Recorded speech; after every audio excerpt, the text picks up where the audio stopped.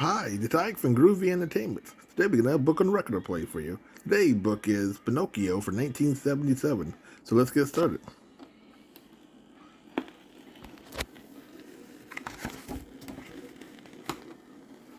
This is the story of Pinocchio. You can read along with me in your book. You will know it is time to turn the page when you hear the chimes ring like this. Let's begin now. Have you ever wondered if wishes really do come true? Well, they do. And I, Jiminy Cricket, have seen it happen. Here, let me tell you about it. One starry night, my travels took me to a tiny shop owned by Geppetto, the woodcarver. I sneaked under the door and saw old Geppetto working on a puppet that looked like a little boy. Geppetto put on a last dab of paint and said, "There, little wooden head, you're all finished.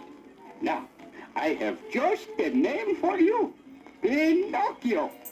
Come on, let's try you out." Geppetto took Pinocchio down off the workbench and danced the little puppet across the wooden floor by pulling the strings. Figaro the cat wasn't sure he liked the newcomer who plomped and clattered around the shop. But Geppetto liked his little Pinocchio very much. "Figaro, wouldn't it be nice if Pinocchio were a real live boy?" "Oh, well, it's time for bed. Come, Pinocchio, let's put you back on the workbench. Good night, my little funny face." Just before going to sleep, Geppetto looked out his window into the starry night. "Oh, look, Figaro, the wishing star. Do you know what I wish, Figaro? I wish that my little Pinocchio might become a real boy." And with that, Geppetto drifted happily off to sleep. "A very nice thought," I said, as I settled down to bed in an empty matchbox. But wishes like that never come true. Moments later, the room filled with light, and there stood a beautiful blue fairy. She tapped Pinocchio with her magic wand. "Little puppet made of pine, wake, the gift of life is thine."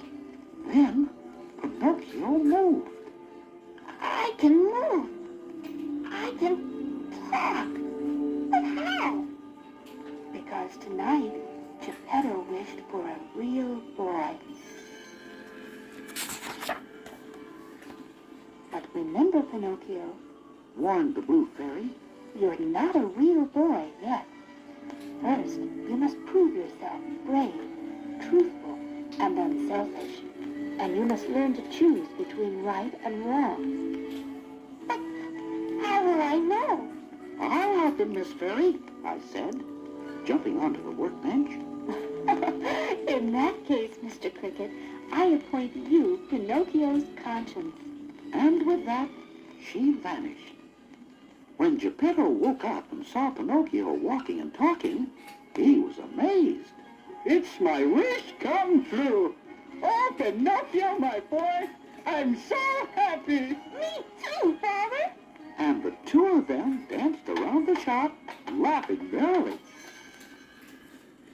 The next morning, Geppetto sent Pinocchio off to school. But there was trouble hiding along the way. A sly fox and a crafty cat convinced Pinocchio that the place for a puppet without strings was the theater. And they steered Pinocchio away from school and off to Stromboli the puppet master. Stromboli put Pinocchio into his puppet show that very day. The audiences poured in to see the little puppet who could sing and dance completely without strings. Yes, sir, Pinocchio was a big hit. I told him he ought to be in school, but he wouldn't listen. Besides, he was making so much money that I figured I must be wrong. Little did I know. In Stromboli's wagon after the show, the greedy puppet master took all Pinocchio's money and then locked him in a cage. This will be your new home, my little wooden gold mine. Pinocchio shook the bars of his cage. No, I don't want to be an actor. I want to go home. Let me out. But Stromboli only laughed and slammed the wagon door. I found poor Pinocchio crying in the dark. I should have listened to you, Jiminy. Now I guess I'll never get home. Just then, the blue fairy reappeared. Pinocchio tried to cover up his predicament by lying, but with each lie, his wooden nose grew longer and longer. You see, Pinocchio, a lie keeps growing until it's as plain as the nose on your face. I'll forgive you this once, but this is the last time I can help you. She waved her wand, and in a twinkling, Pinocchio's nose was back to normal, and the cage door opened. As we headed for home, Pinocchio heard about a wonderful place called Pleasure Island, where boys were allowed to break windows, smoke cigars, and stay up late. It sounded fishy to me, but Pinocchio wanted to go. He climbed aboard a coach full of noisy, foolish boys. All I could do was tag along. At Pleasure Island, Pinocchio joined all those rowdy boys in wrecking furniture, throwing mud balls, and playing pool. I knew this place wasn't good, so I tried to talk Pinocchio into leaving. Look at yourself. How do you ever expect to be a real boy? Oh, gee, Jiminy. A guy only lives once, you know. All right, stay. Make a fool of yourself. And I left.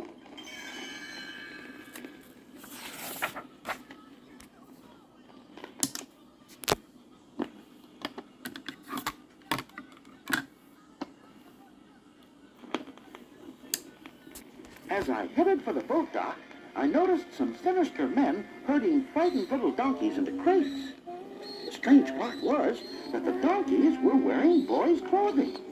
And some were crying, "Mama, Mama!" Then it hit me. These were bad boys who had turned into donkeys. I had to get Pinocchio off Pleasure Island and fast. I dashed back to the pool room, hollering, "Come on, Pinocchio, we've got to get out of here. The boys, they've all turned into donkeys." But I was too late. Pinocchio had already sprouted donkey's ears and a tail. Oh, Jiminy, what do I do? Help me. We've got to get away from here before you get any worse. Follow me, Pinocchio. We ran to the water's edge, dove into the sea, and swam for the mainland. Pinocchio pulled himself from the water, still wearing ears and a tail, but he was glad he had escaped Pleasure Island. Let's go home, Jiminy. I want to see my father. When we arrived at Geppetto's workshop, the place was locked and Geppetto was gone. Just then, a magic dove flew by and dropped a note. "Pinocchio, it's about your father. It says, he went looking for you and was swallowed by a whale named Monstro." Poor Pinocchio thought his father was done for, but I read on. "Wait, he's alive. It says, he's living inside the whale at the bottom of the sea." Pinocchio squared his shoulders. Whale or no whale, I've got to find my father and rescue him. "But Pinocchio, it's dangerous. This monstro can swallow whole ships." I've got to go to him, Jiminy. Goodbye. With that, Pinocchio ran to a high cliff over the ocean. He tied a rock to his tail and jumped into the water. The rock took Pinocchio to the ocean floor, where he began his search for Geppetto. Father! Father! Pinocchio's search wasn't long. Monstro was busy swallowing up tuna fish for a meal, and Pinocchio was swept into Monstro's belly along with the fish. Geppetto was surprised. "Pinocchio, my boy! I'm so happy to see you!" Me too, Father. I've come to save you. "No, Pinocchio, there's no way out. Monstro only opens his mouth when he's eating. Then everything comes in. nothing goes out. Suddenly, Pinocchio had a tremendous idea. Fire! We'll build a big fire, and the smoke will make Monstro sneeze. Pinocchio and Geppetto started a blaze and then climbed onto a raft while the smoke curled upward toward Monstro's nose. The giant whale sniffed and snorted and finally sneezed the little raft right out of his mouth.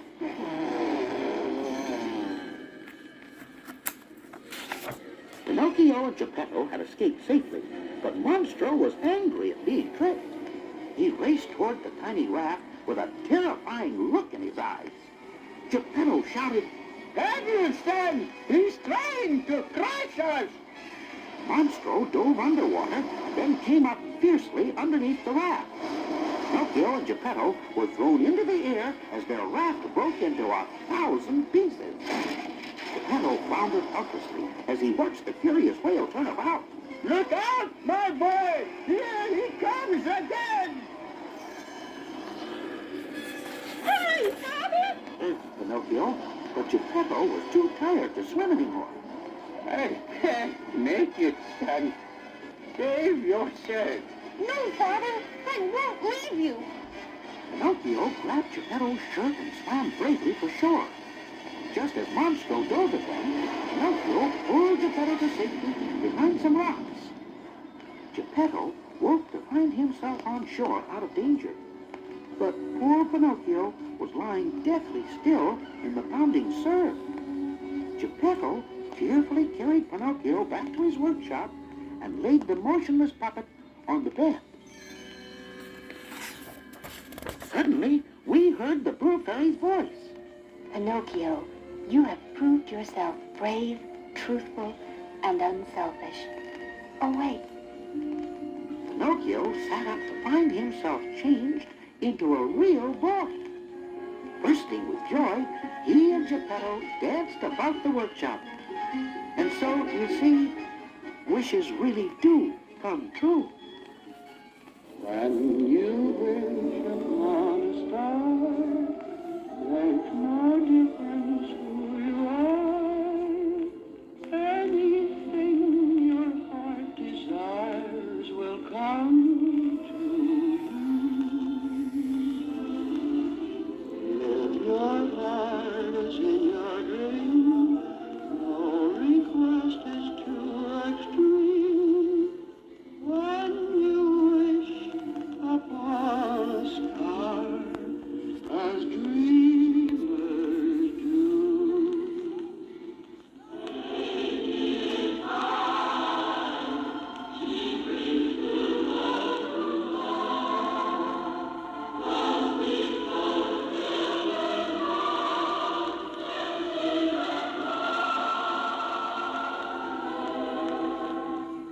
Like a boat out of the blue, fate steps in and sees you through.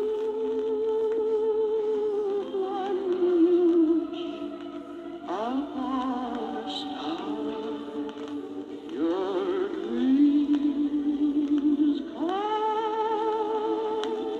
true.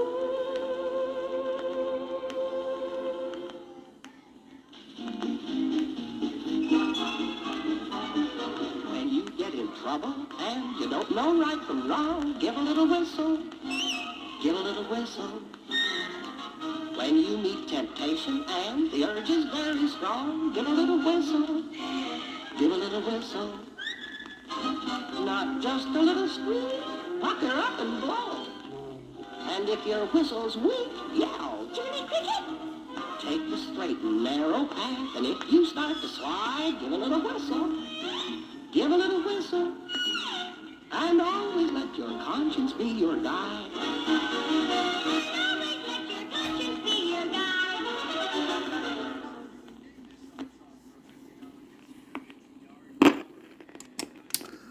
So that was Pinocchio for 1977. So if you like, subscribe, share, and comment, and have a groovy day with another video coming out real soon.